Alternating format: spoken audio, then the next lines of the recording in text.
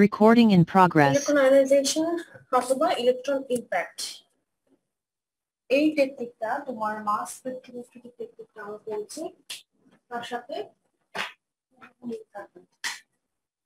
Organic compound সাধারণত medium sized organic compounds গুলো gaseous ফেজে নিতে হবে নিলে তোমার গ্যাসিয়াস ফেজে যাওয়ার পরে আমার একটা electron impact high electron volt দিয়ে আমি বোম্বার্ডমেন্ট করবো ঠিক আছে বোম্বার্ডমেন্ট করলে আমরা জানি যে তোমার আয়নাইজেশন এনার্জি থাকে অ্যাপ্রক্সিমেটলি 8 থেকে 13 ইলেকট্রন ভোল্ট ঠিক আছে 8 থেকে 13 ইলেকট্রন ভোল্ট লাগে আউটার শেল থেকে একটা ইলেকট্রন বের করে দিতে কিন্তু তারপরও কিন্তু আমরা দেখো হাই ইলেকট্রন একটা পাওয়ার দিচ্ছি সেই ইলেকট্রন পাওয়ারটা তোমার কি ইলেকট্রনিক পাওয়ারটা তোমার ওই মলিকুলের মধ্যে পটেনশিয়াল এনার্জি এসে থাকবে এবং একটা এক্সটেন্সিভ ফ্র্যাগমেন্টেশন হবে ঠিক এক্সটেন্সিভ ফ্র্যাগমেন্টেশন হবে তো এইটার কারণে আমরা কি পাচ্ছি এই সাধারণত ইলেকট্রন আয়নাইজেশন কিংবা ইলেকট্রন ইমপ্যাক্ট যে তোমার এই ইয়াটা আছে টেকনিকটা আছে এই টেকনিকের মধ্যে আমাদের মলিকুলার আয়ন পিকের পার্সেন্টেজটা খুব কম থাকে প্লাস ডট এটার পার্সেন্টেজ খুব কম থাকে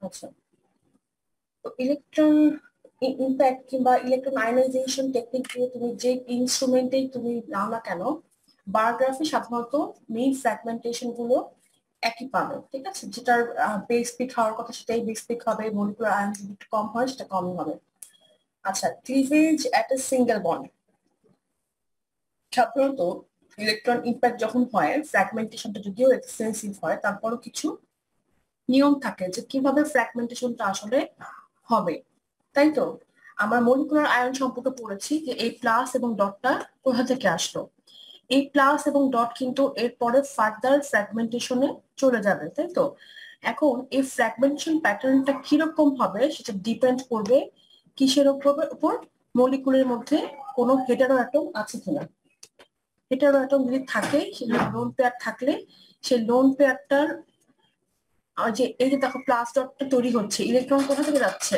কোথা থেকে যাবে মলিকুলের মধ্যে যদি তোমার হেটারো অ্যাটম থাকে নিয়মটা হচ্ছে প্রথমে এই ইলেকট্রনটা আগে বের হয়ে যাবে তারপর যদি তোমার মনে করো মলিকুলে পাই বন্ড আছে কিন্তু কোনো হেটারো অ্যাটম নেই সিঙ্গেল বন্ড থাকেই ডেফিনেটলি তাই না অর্গানিক মলিকুল সিঙ্গেল বন্ড থাকেই সিগমা বন্ড কিংবা সিঙ্গেল বন্ড এখন পাই বন্ড যদি থাকে তাহলে নিয়ম হচ্ছে প্রথমে যাবে হচ্ছে হেটারো অ্যাটম 2 নম্বরে যাবে হচ্ছে পাই ইলেকট্রনটা বের হবে লাস্ট 3 নম্বরে যাবে তোমার হচ্ছে সিগমা ইলেকট্রন যে শেয়ার ইলেকট্রনটা আছে সেই শেয়ার ইলেকট্রনটা চলে যায় তো সাধারণত যে ধরনের মলিকুলে তোমার হচ্ছে হেটারো অ্যাটম কিংবা পাই ইলেকট্রন না থাকে শুধুমাত্র সিগমা ইলেকট্রন থাকে সেক্ষেত্রে কি হয় ফ্র্যাগমেন্টেশনটা কিছুটা স্লোয়ার হয় বিকজ আমরা জানি সিগমা ইলেকট্রন কিন্তু খুব স্টেবল একটা ফর্মে থাকে সেখান থেকে কিন্তু শেয়ার অবস্থায় থাকে তাই তো এখান থেকে ইলেকট্রনটাকে বের করে আনতে কিন্তু অনেক বেশি এনার্জি দরকার হয়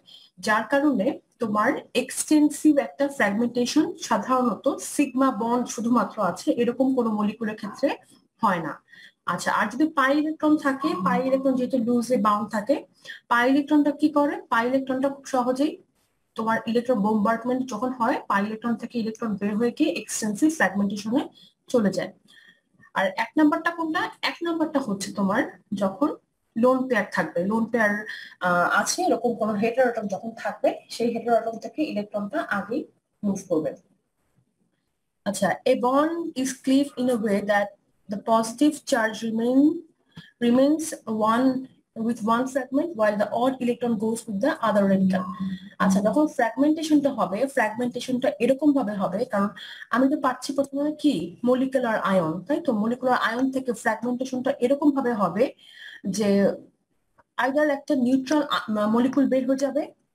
অথবা একটা রেডিকাল বের হয়ে যাবে প্লাস কি থাকবে এখানে একটা ক্যাটায়ন অথবা একটা অ্যানায়ন থাকবে মনে করো ফ্র্যাগমেন্টেশন আয়ন থেকে যাবে ঠিক আছে এই আয়নটা শুধুমাত্র আমি মাস স্পেকট্রামে রিড করতে পারবো এই যে নিউট্রাল যে মলিকুলটা হতে পারে সেটা ওয়াটার মলিকুল অথবা কার্বন ডাইঅক্সাইড অথবা কার্বন মনোক্সাইড অথবা অনেক সময় ইথিলিন গ্যাসটাও বের হয়ে যায় ইথিলিন গ্যাস যদি বের হয়ে যায় সেক্ষেত্রে এই যে নিউট্রাল মলিকুল, দেখো এটা কিন্তু আয়োনাইজড ফর্মেও নেই অথবা রেডিকাল ফর্মেও নেই, এই যে তোমার নিউট্রাল যে মলিকুলগুলো বের হয়ে যাচ্ছে এইগুলো কিন্তু আমি মাস স্পেকট্রামে রিড করতে পারবো না যে কোন নিউট্রাল মলিকুলটা বের হয়ে গেল, অথবা যে সরি কোন নিউট্রাল মলিকুল, রাইট।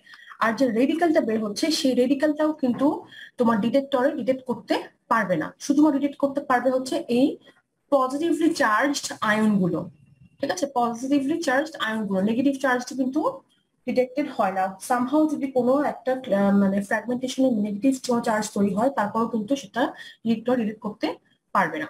এখন ফ্র্যাগমেন্টেশনের নিয়ম যেটা বলছিলাম, এমন ভাবে ফ্র্যাগমেন্টেশনটা হবে যাতে করে নিউট্রাল মলিকুলটা যে বের হচ্ছে এর স্ট্যাবিলিটি, এই রেডিকালটা বের হয়ে যাচ্ছে এটার স্ট্যাবিলিটি প্লাস ফ্র্যাগমেন্টেড আয়নের স্ট্যাবিলিটিটা সবচেয়ে বেস্ট ওয়েতে যায়।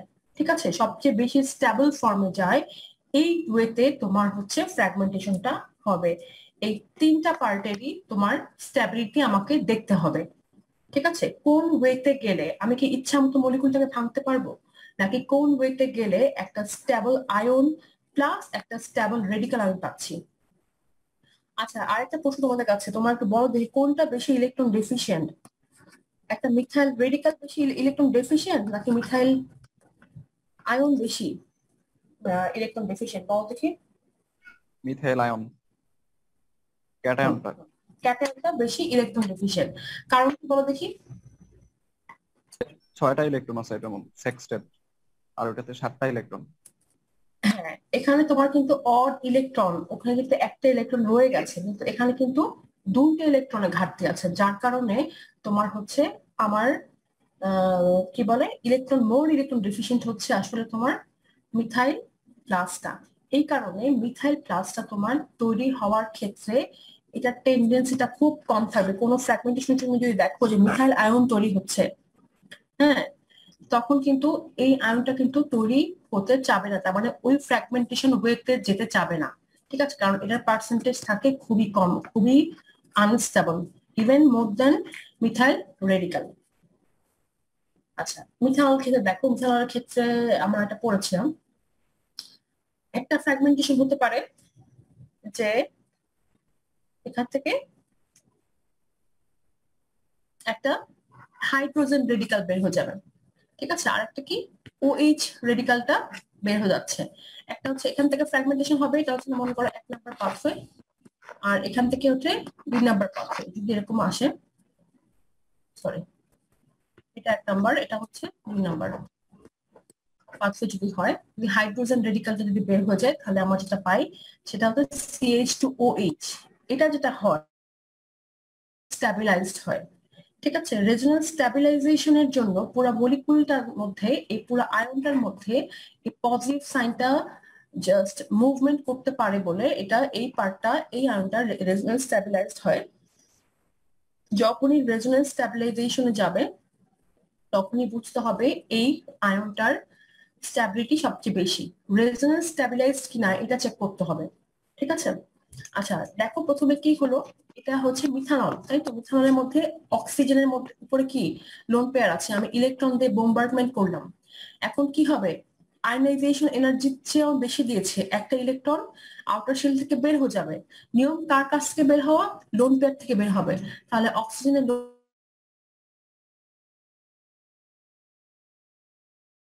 গেল এই একটা ইলেকট্রন প্লাস এখান থেকে একটা ইলেকট্রন, দুইটা ইলেকট্রন বের হয়ে গেল।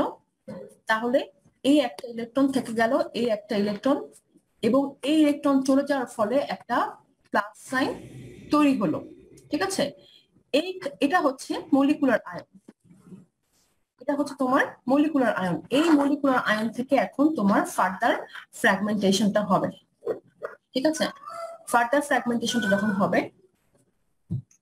এখন ফ্র্যাগমেন্টেশন আমি কোন পাথওয়ে যাব, আমার কি OH রেডিকালটা বের হয়ে যাবে,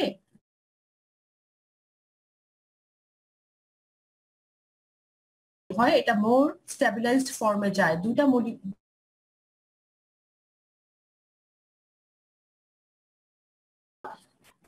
স্ট্যাবিলাইজড ফর্মে থাকে, ঠিক আছে। আর এখানে কি হচ্ছে, যখন OH রেডিকালটা বের হয়ে যাচ্ছে তখন শুধুমাত্র আমি পাচ্ছি CH3+, যেটা আমি বলছিলাম মিথাইল ক্যাটায়ন। এটা কিন্তু খুবই আনস্টেবল, ঠিক আছে, এটা খুবই আনস্টেবল। এটা আসলে 15 এত বেশি আসে না, অনেকটা এতটুকুন আসে, ঠিক আছে। 15 তো এটার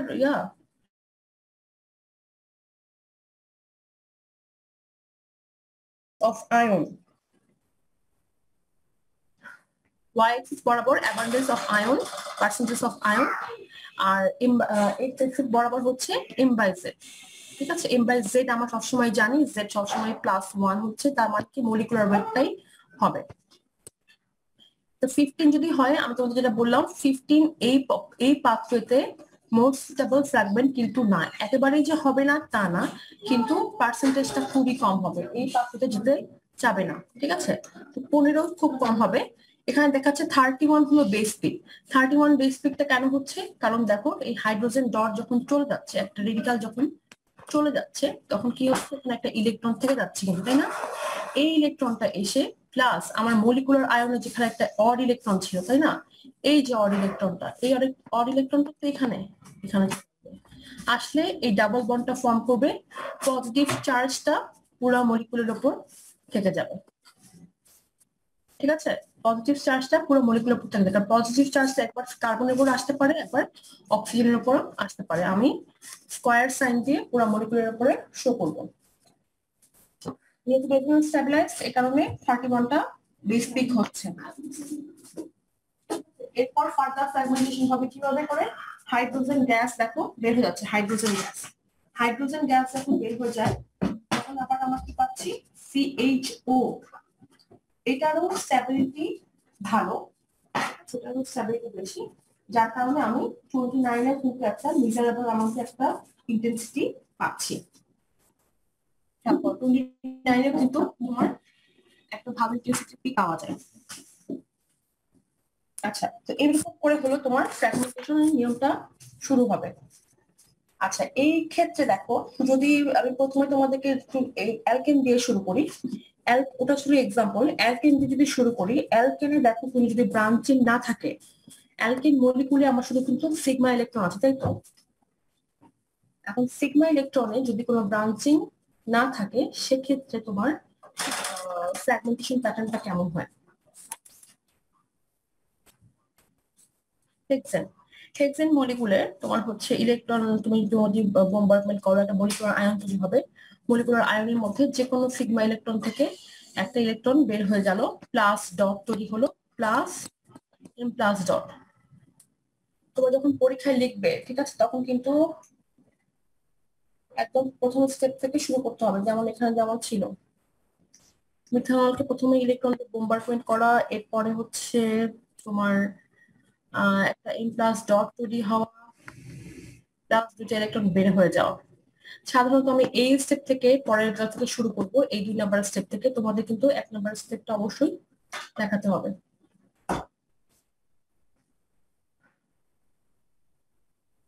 আচ্ছা, তো 86 হলো সাধারণত এরকম লং চেইন অ্যালকেন থাকলে নিয়মটা হচ্ছে প্রথমে মিথাইল রেডিকাল, ইথাইল রেডিকাল, এরপরে প্রোপাইল রেডিকাল, এরকম করে করে একটা একটা করে রেডিকাল বের হয়ে যাবে, ঠিক আছে। তো মিথাইল রেডিকাল মিথাইল আয়নের চেয়ে স্টেবল, বাট অন্যান্য রেডিকালের তুলনায় কিন্তু মিথাইল রেডিকালটা খুবই আনস্টেবল, ঠিক আছে। তুমি যদি ইথাইল রেডিকালের সাথে কম্পেয়ার করো, সেক্ষেত্রে কিন্তু তোমার মিথাইল রেডিকালটা কিন্তু খুবই আনস্টেবল হবে, ঠিক আছে।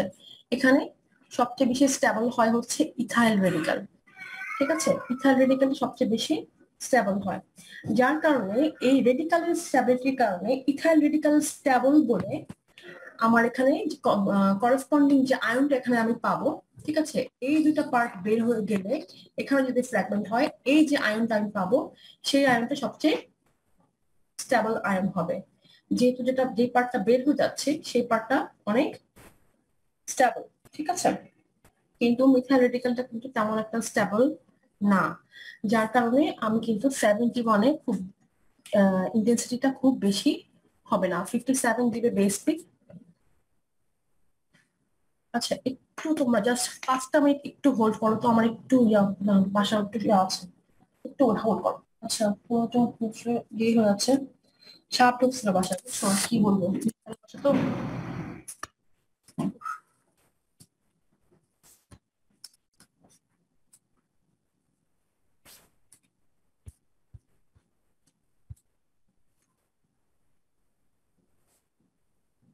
Recording in progress. আচ্ছা তোমার শুনছো নাকি? জি ম্যাম। আচ্ছা তো যেটা বলছিলাম, যখন ফ্র্যাগমেন্টেশন হবে, ফ্র্যাগমেন্টেশন আয়নটা প্লাস রেডিকালের স্ট্যাবিলিটি আমাকে দেখতে হবে। যেহেতু মিথাইল রেডিকালটা যদিও মিথাইল আয়নের চেয়ে বেশি স্ট্যাবল, তারপরেও তোমার অন্যান্য রেডিকালের তুলনায় অনেক কম স্ট্যাবল।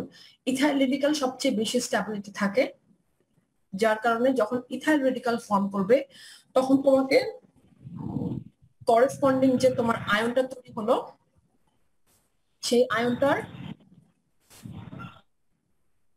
স্ট্যাবিলিটিটা তোমাকে বুঝতে হবে যে এখানে আয়নের স্ট্যাবিলিটিটাও আছে। আয়নের স্ট্যাবিলিটি আছে বলেই কিন্তু রেডিকালটা স্ট্যাবল ফর্মে লিভ করেছে, ঠিক আছে? তোমাদের একটু নয়েজ আসছে। আচ্ছা তো মিথাইল রেডিকাল থেকে যে করেসপন্ডিং 71 আমি যে পিকটা পেয়েছি সেই পিকটার ইন্টেন্সিটিটা কম হবে। 29 যেহেতু স্ট্যাবল, এখানে করেসপন্ডিং আয়নটার বেস পিক হবে, এটার আয়নের স্ট্যাবিলিটি বেশি হওয়ার কারণে এটার পিক ইন্টেন্সিটিটা অনেক বেশি হবে। এখানে যে প্রোপাইল রেডিকালটা বের হচ্ছে, প্রোপাইল রেডিকাল স্ট্যাবিলিটিটাও আছে, তুলনামূলক কম আর কি, 29 এর চেয়ে কিছুটা কম হবে। এই 43টাও কিন্তু আমরা একটা মানে যথেষ্ট অ্যামাউন্টে একটা ইন্টেন্সিটি আসে, ঠিক আছে? এই ইথাইল আয়নটাও পাওয়া যায়, এটা এই রেডিকালটা খুবই আনস্টেবল। হ্যাঁ, লং চেইন রেডিকালটা সাধারণত আনস্টেবল হয়, এটাও তারপরেও পাওয়া যায়, কিন্তু ইন্টেন্সিটিটা খুবই কম। আর মিথাইল ক্যাটায়নটার স্ট্যাবিলিটিটা এতই কম যে এটা আসলে তৈরি হয় না, হলেও বারগ্রাফে দেখা যায় তোমার ছোট একটা নয়েজের কাছাকাছি, যে নয়েজ যে পিক গুলো থাকে সেই পিকের কাছাকাছি এটার ইন্টেন্সিটি আসে 15-এ, যার কারণে এই এই ফ্র্যাগমেন্টেশনটা আসলে হয় না, দেখানো হয়, ঠিক আছে? আচ্ছা এটা যে হলো লং চেইন অ্যালকেন। আর যদি ব্রাঞ্চড কোনো অ্যালকেন হয়, ঠিক আছে, ব্রাঞ্চড কোনো মলিকুল হয়, সাধারণত নিয়মটা কি? নিয়মটা হচ্ছে যে তোমার যেখানে ব্রাঞ্চিং থাকবে সেখানে তোমার সেই পার্টে তোমার ফ্র্যাগমেন্টেশনটা হবে, ঠিক আছে? Methyl pentane, 3 methyl pentane plus dot দেখো দেওয়া আছে, তার মানে এটা হচ্ছে মলিকুলার আয়ন। এর আগে কিন্তু আরেকটা লাইন ছিল যেটা আমি ইলেকট্রন দিয়ে বোম্বার্ডমেন্ট শো করবো, দুটো ইলেকট্রন বের হয়ে যাবে, এরপরে এই প্লাস ডটটা তৈরি হবে। এখানে যখন ব্রাঞ্চড কোনো অ্যালকিনে যখন তোমার ফ্র্যাগমেন্টেশনটা হবে, সেটা নিয়ম হচ্ছে হয় এখানে না হয় এখানে, হ্যাঁ, এভাবে করে তোমার ফ্র্যাগমেন্টেশনটা হবে। আচ্ছা এখন ফ্র্যাগমেন্টেশনটা দেখো কিরকম হয়। যদি যেহেতু দেখো একটা যেটা আমি তোমাদেরকে আগেই বলেছিলাম যে মিথাইল রেডিকালটা খুবই আনস্টেবল, যার কারণে একটা মিথাইল রেডিকালও কিন্তু বের হবে, অথবা তুমি এখানে কিন্তু এই রেডিকালটাও কিন্তু পাবে, এই ক্যাটায়নটাও কিন্তু তুমি পাবে, ঠিক আছে? CH2 CH CH2 CH3 এই ক্যাটায়নটাও কিন্তু আমি পাবো, কিন্তু স্ট্যাবল বেশি হবে কোনটা? 57 এরটা। কারণ 57 বেশি হবে কারণ আমি দেখছি যে এটা কিন্তু আনস্টেবল আর ইথাইল রেডিকালটা কিন্তু স্টেবল, যার কারণে 57-এ বেস পিক দিবে। এই ফ্র্যাগমেন্টেশনটা ফেভারেবল হবে না, রাদার এই ফ্র্যাগমেন্টেশনটা ফেভারেবল হবে, ঠিক আছে? এখন যদি এরকম হয় 2 মিথাইল পেন্টেন, 2 মিথাইল পেন্টেন যদি হয় সেক্ষেত্রে কিরকম হবে দেখো, ব্রাঞ্চিং হচ্ছে এখানে একটা এখানে একটা, তাই তো? দুটাই কিন্তু মিথাইল রেডিকাল। তো মিথাইল রেডিকাল যখন বের হবে তখন কিন্তু আমার জানি আমি স্ট্যাবিলিটিটা কম হবে। তো সেক্ষেত্রে কি হবে, যদি এইখানে তোমার একটা কি বলে ফ্র্যাগমেন্টেশনটা যদি তোমার এইখানে হয়, এই পার্টে হয়, ঠিক আছে, প্রোপাইল রেডিকাল যদি বের হয়ে যায়, প্রোপাইল রেডিকালটা কিন্তু ইথাইল রেডিকালের মতো স্ট্যাবল না, কিন্তু মিথাইলের চেয়ে বেশি স্ট্যাবল। মিথাইল রেডিকালের চেয়ে কিন্তু প্রোপাইল রেডিকালটা বেশি স্ট্যাবল, যার কারণে এই রেডিকালটা বের হয়ে যাওয়ার পরে যে ক্যাটায়নটা তৈরি হবে, আবার দেখো ক্যাটায়নটা কি কয় ডিগ্রি হচ্ছে? 2 ডিগ্রি ক্যাটায়ন, তাই তো? আমরা কিন্তু এটাও জানি যে 3 ডিগ্রি কার্বোক্যাটায়ন বেশি স্ট্যাবল, 2 ডিগ্রি তারপর হচ্ছে 1 ডিগ্রি। 2 ডিগ্রি কার্বোক্যাটায়ন তৈরি হওয়ার ফলে এখানে তোমার হচ্ছে আমি কি পাচ্ছি 43-তে একটা বেস পিক পাচ্ছি। এখানেও খেয়াল করো, এটাও 2 ডিগ্রি কার্বোক্যাটায়ন, এটাও 2 ডিগ্রি কার্বোক্যাটায়ন, কিন্তু তারপরেও কিন্তু দেখো এটা বেস পিক দিচ্ছে কেন? ইথাইল রেডিকালটার জন্য শুধুমাত্র। তার মানে শুধুমাত্র ক্যাটায়নটা না, রেডিকাল যেটা বের হয়ে যাচ্ছে অথবা নিউট্রাল মলিকুল যেটা বের হয়ে যাচ্ছে সেটার স্ট্যাবিলিটি আমাকে দেখতে হবে। ঠিক আছে, যেখানে এখানে মিথাইল রেডিকাল, এই জন্য এটা বেস পিক হয়নি। আর 2 মিথাইল পেন্টেনের ক্ষেত্রে কি হয়েছে? 2 মিথাইল পেন্টেনের ক্ষেত্রে আমাদের ব্রাঞ্চিং ছিল সাধারণ মেইনলি মিথাইল একটা ব্রাঞ্চ হিসেবে আসছে। তো মিথাইল রেডিকালটা যদি বের হয়ে যায়, আমরা জানি যে মিথাইল রেডিকালটা স্টেবল না। এখানে যদিও 2 ডিগ্রি একটা কার্বোক্যাটায়ন তৈরি হতো, তারপর এটা স্টেবল হবে না। যদি ফ্র্যাগমেন্টেশনটা প্রোপাইল রেডিকাল যদি বের হয়ে যায়, এই প্রোপাইল রেডিকালটা যদি বের হয়ে যায়, তখন কি হচ্ছে? আমি একটা 2 ডিগ্রি ব্রাঞ্চড 2 ডিগ্রি একটা কার্বোক্যাটায়ন পাচ্ছি, যেটা আসলে বেস পিক দিবে।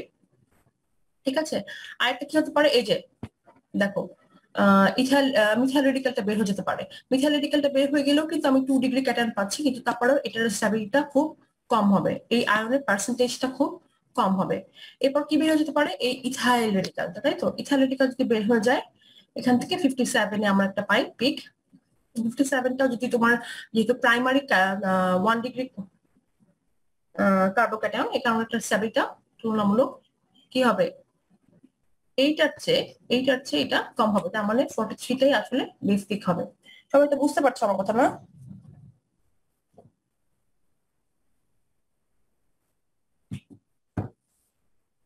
আচ্ছা, লস অফ স্মল মলিকুলস এর ক্ষেত্রে লসটা আসলে কিভাবে করে হয়? সাধারণত অ্যালকোহলে কি হয়? অ্যালকোহলে সাধারণত তোমার একটা ওয়াটার মলিকুল বের হয়ে যায়, অথবা আলফা ক্লিভেজ হয়। ঠিক আছে, আলফা ক্লিভেজ অথবা মাইনাস অফ ওয়াটার মলিকুল বের হয়ে যায়। ঠিক আছে, small stable molecules like water, carbon monoxide, carbon dioxide and ethylene can be lost from a molecular ion. সাধারণত অ্যালকোহল থেকে কি হয়? অ্যালকোহল থেকে এই OH প্লাস করেসপন্ডিং পাশের যে নেইবারিং হাইড্রোজেন থাকে, সেখান থেকে একটা হাইড্রোজেন বের হয়ে গিয়ে একটা ওয়াটার মলিকুল বের হয়ে যায়। তাহলে আমরা M প্লাস ডট মাইনাস 18 এ একটা মলিকুলার পিক আমরা পাই। ঠিক আছে, এই 57 এ কিছু কিছু সময় দেখা যায় যে তোমার আলফা ক্লিভেজের যে আয়নটা যদি রেজোন্যান্স স্ট্যাবিলাইজ না হয়, আবার আলফা ক্লিভেজটা দেখো, আলফা ক্লিভেজ যখন হবে, এটা হচ্ছে তোমার যেই কার্বনটা, সেই ফাংশনাল গ্রুপ, এই কার্বনটা আমার আলফা, তাই তো? আলফার যে বন্ড আছে এইখানে ক্লিভেজটা হবে। ঠিক আছে, এই কার্বনটাতে ক্লিভেজটা হবে, কার্বন কার্বন ক্লিভেজটা হবে। তো এখানে কি হচ্ছে? প্রোপাইল রেডিকালটা বের হয়ে যাচ্ছে। প্রোপাইল রেডিকালটা খুব বেশি আনস্টেবল না, বাট ইথাইল রেডিকালের চেয়ে কম স্টেবল। করেসপন্ডিং যে দেখো যে আয়নটা তৈরি হচ্ছে, সেটা কিন্তু আবার রেজোন্যান্স স্ট্যাবিলাইজড। ঠিক আছে, স্ট্যাবিলাইজেশনের কারণে কি হচ্ছে? আমি 31 এ বেস পিক পাচ্ছি। কিন্তু সামহাও যদি কখনো এরকম হয় যে এখানে যে ক্যাটায়নটা তৈরি হচ্ছে, সেই ক্যাটায়নটা তোমার হচ্ছে রেজোন্যান্স স্ট্যাবিলাইজড না, ঠিক আছে, তখন কি হবে? M প্লাস 18 যে পিক টাইম পাবো, তোমার একটা ওয়াটার মলিকুল বের হয়ে যাওয়ার পরে যে পিক টাইম পাবো, খেয়াল করো, যখন নিউট্রন মলিকুল বের হবে, তখন কিন্তু আলটিমেট আয়নে প্লাস এবং ডট থেকে যাবে। ঠিক আছে, প্লাস ডট কিন্তু থেকে যাবে যখন নিউট্রন মলিকুল বের হয়ে যাচ্ছে। আর যদি রেডিকালটা বের হয়ে যায়, মাইনাস রেডিকাল হয়, তখন কিন্তু আমি পাচ্ছি একটা ক্যাটায়ন। এই প্লাস ডটও কিন্তু তোমার প্লাস থাকলেই তোমার হচ্ছে ডিটেক্টর ডিটেক্ট করতে পারবে, আদারওয়াইজ শুধুমাত্র রেডিকাল অথবা নিউট্রন মলিকুল কিন্তু পারছে না। এই প্লাসে ডট থাকলেও কিন্তু সে ডিটেক্ট করতে পারবে। ঠিক আছে, তাহলে এখানে 56 বেস পিক কখন হবে? যখন এই যে পাশে আলফা ক্লিভেজ তোমার তৈরি হচ্ছে ক্যাটায়নটা, সেই ক্যাটায়নের স্ট্যাবিলিটি যদি রেজোন্যান্স স্ট্যাবিলাইজ না হয়, কিংবা ইন্টেন্সিটি কি বলে তোমার পুরো মলিকুল যদি রেজোন্যান্সটা না থাকে, সেক্ষেত্রে তোমার হচ্ছে এটা না হয়ে M-18টাই বেস পিক হবে। আচ্ছা, এখানে আমরা পড়েছিলাম বেঞ্জিলিয়াম আয়ন। বেঞ্জিলিয়াম যে ক্যাটায়নটা তৈরি হয়, সেটা কিভাবে হয়? যদি বেঞ্জিনের সাথে CH2, ঠিক আছে, CH2, CH3 অথবা CH2 সাথে আদারওয়াইজ কোনো, এখানে তো হাইড্রোজেন, এটা তো টলুইন ফাংশন গ্রুপ, তাই না? টলুইন না থেকে মনে করে এখানে CO এস্টার ফাংশনাল গ্রুপ আছে। ঠিক আছে, তারপরেও এই ধরনের মলিকুলের ক্ষেত্রে যখনই দেখবে যে এই পার্টটা কোনো মলিকুলের মধ্যে আছে তখনই বুঝবে যেখানে সামহাও কোনো ফ্র্যাগমেন্টেশন হয়ে এখানে অবশ্যই বেঞ্জাইলিয়াম ক্যাটায়নটা তৈরি করবে। ঠিক আছে, কিভাবে তৈরি করে দেখো, একটা ইলেকট্রন দিয়ে যখন বোম্বার্ডমেন্ট করা হয় তখন কি হয়, আলটিমেটলি আমরা কি জানতাম যে সিগমা যদি পাই ইলেকট্রন থাকে, সিগমা ইলেকট্রন তো যাবেই প্রথমে প্রথমে সবার লাস্টে, তার আগে যায় কি পাই ইলেকট্রন, যেহেতু বেঞ্জিনের ক্ষেত্রে পাই ইলেকট্রন আছে, একটা ইলেকট্রন বের হয়ে যাবে। ঠিক আছে, এই যে একটা ইলেকট্রন বের হয়ে গেল, এম প্লাস ডট তৈরি হলো, তাহলে কি হলো, এখানে একটা ইলেকট্রন, এখানে একটা প্লাস সাইন তৈরি হলো, যেটাকে আমরা আসলে পুরো মলিকুলের উপর প্লাস ডট দেই, তাই তো? কারণ হচ্ছে এই পুরো মলিকুল বেঞ্জিনে কিন্তু এই প্লাস ডটটা কিন্তু রোটেট করতে পারবে। আচ্ছা, এখন কি হচ্ছে দেখো, একটা হাইড্রোজেন রেডিকালটা বের হয়ে যাচ্ছে। হাইড্রোজেন রেডিকালটা কিভাবে বের হবে দেখো, এই ডটটা যদি এখানে আসে, দেখো এখানে তো হুক অ্যারো দিয়ে দেখানো হয়েছে, খেয়াল করো, হুক অ্যারো। ঠিক আছে, হুক অ্যারো মানে হচ্ছে এই সাইন আরোটার মানে হচ্ছে তোমার শুধুমাত্র একটা ইলেকট্রনের মুভমেন্ট দেখানো হয়েছে। আর যদি আমি এরকম দেখাতাম, এরকম যদি দেখাতাম তাহলে কিন্তু বুঝতাম যে দুটো ইলেকট্রনই একই সাথে মুভমেন্ট করছে। ঠিক আছে, আর আমি যদি হুক হাফ অ্যারো দেই অথবা হুক অ্যারো দেই তখন বুঝতে হবে এখানে শুধুমাত্র অড যে ইলেকট্রনটা আছে, এই যে ইলেকট্রনটা আছে এটা মুভমেন্ট করবে। আচ্ছা, এটা যদি এখানে চলে আসে হুক অ্যারো দিয়ে, আর এখানে দুটো ইলেকট্রন আছে, একটা আসবে এখানে ডাবল বন্ড ফর্ম করলো, আরেকটা ইলেকট্রন নিয়ে হাইড্রোজেন বের হয়ে গেল, হাইড্রোজেন রেডিকাল, এখানে ডাবল বন্ড ফর্ম করবো, অবশ্যই পজিটিভ সাইনটা কোথায় ছিল, এখানে ছিল, তাই তো? এখানে থেকে যাবে, আলটিমেটলি তুমি এভাবে করতে পারো, কারণ পুরো মলিকুলের উপরে সে ট্রান্সফার করতে পারবে। ঠিক একইভাবে রেজোনেন্স তুমি যদি শো করো, রেজোনেন্স দেখালে দেখা যাবে যে এটা CH2 প্লাস হতে CH2 এর উপরেও চলে আসতে পারে। এইটা এই ব্র্যাকেট দিয়ে প্লাস সাইন শো করা মানে হচ্ছে পুরো মলিকুলের উপরেই পজিটিভ চার্জটা থাকতে পারবে। আচ্ছা, রেজোনেন্স দেখানোর পরে এখানে এটাকে বলা হয় হচ্ছে বেঞ্জিলিয়াম ক্যাটায়ন। এই বেঞ্জিলিয়াম ক্যাটায়ন 91 এ পিক দেয়। এটা সাধারণত বেঞ্জিলিয়াম ক্যাটায়ন যদি তোমার তৈরি হয় এবং আদারওয়াইজ ফ্র্যাগমেন্টেশনে যদি তোমার দেখা যায় যে অন্য কোনো বেঞ্জিলিয়াম ক্যাটায়নের চেয়েও স্টেবল কোনো ক্যাটায়ন তৈরি হচ্ছে না, তাহলে বেঞ্জিলিয়াম ক্যাটায়ন সাধারণত বেস পিক শো করে। ঠিক আছে, এটা কি করে, পরে এই CH2টা সাইক্লাইজ করে সাইক্লোহেপ্টা ট্রাইইনাইল ক্যাটায়ন, সাইক্লোহেপ্টা 6টা এবং 7টা সাইক্লোহেপ্টা ট্রাইইনাইল ক্যাটায়ন তৈরি করে, অথবা এটাকে জেনারেলি বলা হয় হচ্ছে ট্রপিলিয়াম আয়ন। ট্রপিলিয়াম আয়ন কখন যদি ফর্ম করে তখনও বুঝতে হবে যে 91 ট্রপিলিয়াম আয়নের এটা যে কয়েকটা বেস পিক থাকে, জেনারেল বেস পিক, আমি একটা বেস পিকের লেস দিব তোমাদের, কখন যদি সেই বেস পিক গুলো চলে আসে সেই মানটা ফ্র্যাগমেন্টেশন 91, 43, 29 এই ধরনের পিক গুলো যদি আসে তখন বুঝতে হবে 105 এই ধরনের নাম্বারিং গুলো আসলে বুঝতে হবে এটা বেস পিক দিবে। আমার 91 যদি ট্রপিলিয়াম, আদারওয়াইজ কোনো মনে করো ম্যাক্লিফার্টি রিঅ্যারেঞ্জমেন্ট হচ্ছে না, অথবা তোমার হচ্ছে এখানে অন্য কোনো রুলস আসছে না, অন্য কোনো ফ্র্যাগমেন্টেশনে স্টেবল কোনো আয়ন আমি পাচ্ছি না, তখন ট্রপিলিয়াম আয়নটা বেস পিক শো করবে। আচ্ছা, এটা মিথাইল সাবস্টিটিউটেড ট্রপিলিয়াম আয়ন। ঠিক আছে, এটাও একই রকম অনেকটা মিথাইল সাবস্টিটিউটেড ট্রপিলিয়াম আয়ন। ঠিক আছে, আমি যেটা তোমাদেরকে একটু আগে বলেছিলাম এই যে বেঞ্জাইল পার্ট যদি থাকে সেখান থেকে সাধারণত ট্রপিলিয়াম আয়নটা পাওয়া যায়। আর যদি এরকম থাকে, এরকম যদি থাকে CH3, তখন এটাকে বলা হবে হচ্ছে মিথাইল সাবস্টিটিউটেড, যেহেতু এখানে দুইটা হাইড্রোজেন ছিল, একটা হাইড্রোজেন সাবস্টিটিউট করে মিথাইল সাবস্টিটিউশন করা হয়েছে, মিথাইল সাবস্টিটিউটেড ট্রপিলিয়াম আয়ন। এটা 105 বেস পিক দিবে। কোন মলিকুলে যদি তোমার এরকম কোন প্যাটার্ন ফ্র্যাগমেন্ট পার্টটা চলে আসে, হ্যাঁ 105, তখন তোমাকে বুঝতে হবে এইটা একটা স্টেবল ক্যাটায়ন। হ্যাঁ, স্টেবল ক্যাটায়ন যেটা ফার্দার আসলে ফ্র্যাগমেন্টেশনে যেতে চায় না, সে এই ফর্মে থাকতে চায়। এখানে 105 তখন সেটা বেস পিক দেয়। যদি সিগনিফিকেন্ট অ্যামাউন্টের একটা অন্য কোনো, তোমাদেরকে একটা জিনিসটা বারবার বলে রাখছি যে মলিকুলে এরকম কোন সাইন থাকলেই যে তুমি এই 105 বেস পিক কিংবা 91 বেস পিক দিবা তা কিন্তু না, তোমার কিন্তু আদারওয়াইজ এখন তো পুরো মলিকুলটা দেওয়া নাই, তাই না? তখন তোমার কি করতে হবে, ম্যাক্লিফার্টি রিঅ্যারেঞ্জমেন্ট হয় কিনা, তারপর হচ্ছে আদারওয়াইজ কোনো রেজোনেন্স স্ট্যাবিলাইজড কোনো আয়ন তুমি পাচ্ছ কিনা সেগুলো কিন্তু স্টাডি করে এসে তারপর তুমি যদি না পাও তখন তোমাকে 105 তুমি এটাকে বেস পিক শো করতে পারবে।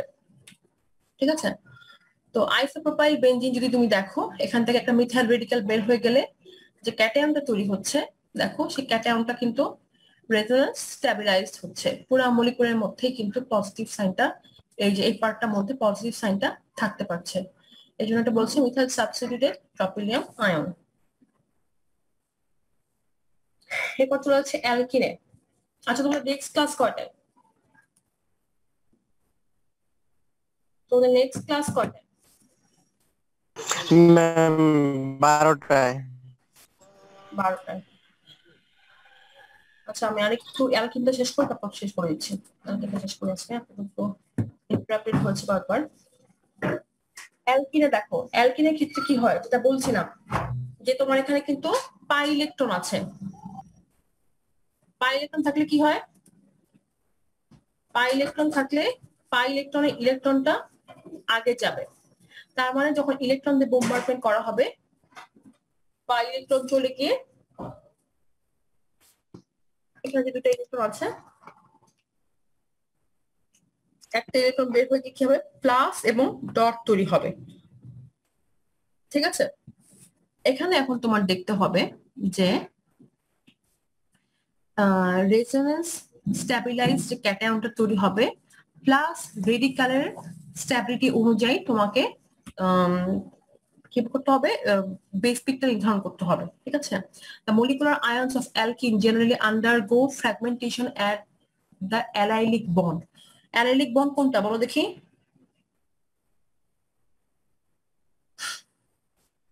এটা তো না, CH2R। তার মানে কি তোমার ডাবল বন্ডের পাশেই কার্বনটা না, কারণ এটা তো ডাবল বন্ডের কার্বন, তার পাশের কার্বনে যে ফ্র্যাগমেন্টেশনটা হবে সেটাকে আমরা বলি হচ্ছে অ্যালাইলিক বন্ড। ঠিক আছে, এই অ্যালাইলিক বন্ড অথবা অ্যালাইলিক রেডিক্যাল অথবা অ্যালাইলিক ক্যাটায়ন এটা আমরা বলি, তাই তো? এই অ্যালাইলিক ক্যাটায়ন যখন তৈরি হবে তার মানে বুঝতে হবে অ্যালাইলিক ক্যাটায়ন সবসময় স্টেবল ফর্মে থাকে। ঠিক আছে, সাথে সাথে যে রেডিক্যালটা বের হয়ে যাবে তার স্টেবিলিটি কিন্তু আমরা খেয়াল করতে হবে। এটা তো জেনারেল ইকুয়েশন, তোমার যেটা অ্যালকিন থাকলে প্যাটার্নটা কিরকম হবে। অ্যালাইলিক যেটা হয় সেটাকে রেজোন্যান্স স্ট্যাবিলাইজড হয়, মলিকুলের মধ্যে পজিটিভ সাইনটা থাকতে পারে। আর রেডিক্যাল কোডটা বের হয়ে যাচ্ছে, মনে করো এখানে যদি ইথাইল রেডিক্যালটা বের হতো তাহলে বেস্ট তার হচ্ছে মানে তোমার এটা বেস পিক দিত 41, এটা বেস পিক দিতে পারতো। ঠিক আছে, তো এরকম করে তোমার হচ্ছে অ্যালকিনের ফ্র্যাগমেন্টেশনটা হয়। যেটাকে একটু বলতে না, বুঝতে পারছি না কয়টা বাজে। 34 বাজে। ঠিক আছে, তোমাদের আজকে শেষ করে দেই, এটা নেক্সট ক্লাসে পড়াবো।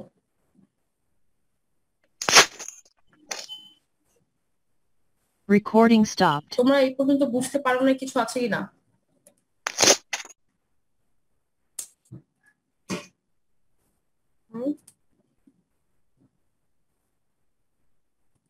বুঝতে পারো না কেউ, এরকম কিছু আছে? বুঝতে পেরেছো? আচ্ছা, তোমাদের জন্য আমি যেটা বলছি, তোমরা যারা যারা 530 কোর্সে আছো তাদের প্রথম কাজ হলো তোমরা সবাই আমার গ্রুপ ইমেলটা পাচ্ছ কিনা। আমি তোমাদের কিন্তু একই সাথে একটা গ্রুপ ইমেল করছি, এই গ্রুপ ইমেলটা সবাই পাচ্ছ কিনা, লিঙ্কটা সবাই পেয়েছো কিনা একটু কনফার্ম করবে যে সবার কাছে ইমেলটা ইন্ডিভিজুয়ালি যাচ্ছে কিনা। ঠিক আছে, এটা হচ্ছে 1 নম্বর পয়েন্ট। আর তোমরা যারা এখনো কোর্স ইয়াতে ভর্তি হওনি, সরি ভর্তি বলছি কি মানে ক্লাসরুমে জয়েন করোনি, তারা গুগল ক্লাসরুমে কোডটা দিয়ে সেম কোডটা দিয়ে জয়েন করে নেবে। ঠিক আছে, তো ঠিক আছে, আজকে শেষ করে দিচ্ছি।